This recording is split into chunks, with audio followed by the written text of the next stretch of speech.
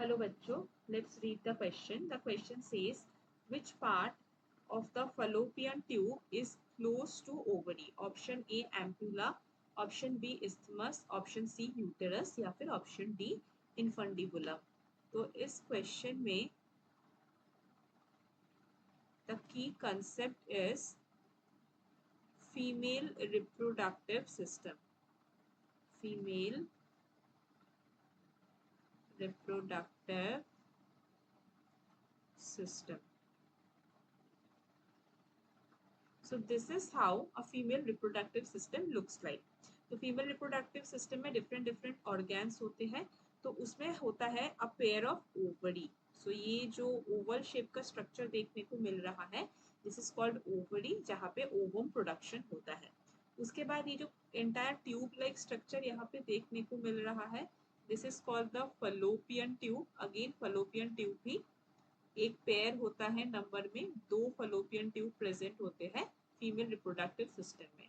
Then this entire part, this is the uterus.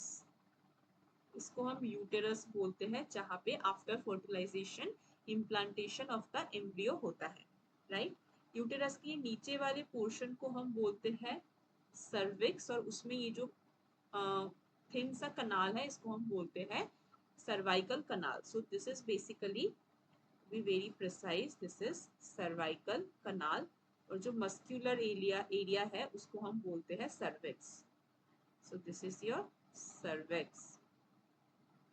And उसके नीचे देखने को मिलता है वजाइना. अब यहाँ पे फलोपियन ट्यूब में 3 डिफरेंट पार्ट्स होते हैं.